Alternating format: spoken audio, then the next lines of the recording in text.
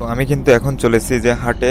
আর হাটে যেতে, যেতে কিন্তু আমাদের গ্রাম থেকে একটু দূরে সৌন্দর্যটা দেখো কত সুন্দর লাগছে দেখতে। চারিদিকে কিন্তু ক্ষেত, আর ক্ষেতে দেখো ফসল আছে। ফসলগুলো ছোট, ছোট। রাজস্থানে বৃষ্টি কম হওয়ার কারণে কিন্তু এবছর তেমন একটা ভালো ফসল হচ্ছে না।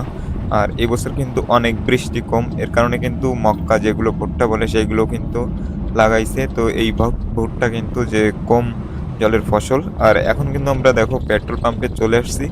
আর এই পেট্রোল পাম্প থেকে কিন্তু পেট্রোল ভরিয়ে তারপরে আবারও চলবো কিন্তু রাজস্থানী গ্রামের ভিতর দিয়ে হাঁটে।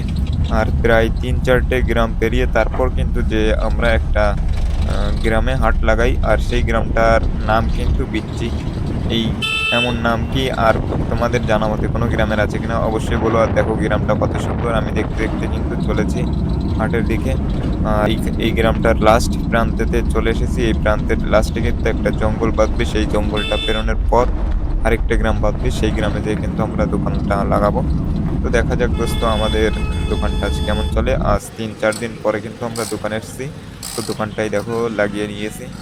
দেখা যাক দেখি আজকে কি থাকে কপালে। যদি আর বর্ষা বাদল যেহেতু টাইম এখন, আর যদি বর্ষা বাদল হয় তাহলে কিন্তু ভালো চলে না আমাদের এই দোকানগুলো রাজস্থানের। কারণ এখন বেশিরভাগ রাজস্থানী মানুষজন কিন্তু ক্ষেতে লেগে আছে। যারা ফসল করেছে তাদের কিন্তু এই ক্ষেতেই সবকিছু কাজবাজ করছে এখন। এর কারণে কিন্তু তেমন একটা হাট বাজারে আসতে পারে না। আর আমি দেখো ভিতরে সমস্যাগুলো জমিয়ে দিয়েছি। আর বাইরে কিছু বেঁধে নিয়েছি। এগুলো কিন্তু ২-৩টার দিকে কিন্তু আমি বাজবো। আর দেখো বাইরে বৃষ্টি হচ্ছে। আর বৃষ্টি দেখো কি পরিমাণে বৃষ্টি হচ্ছে। এই এত বৃষ্টি হলে কিন্তু হাট বাজারে লোকজন আসতে পারে না। কারণ এরা খুব কমই ছাতা ব্যবহার করে, বিনা ছাতাই চলে।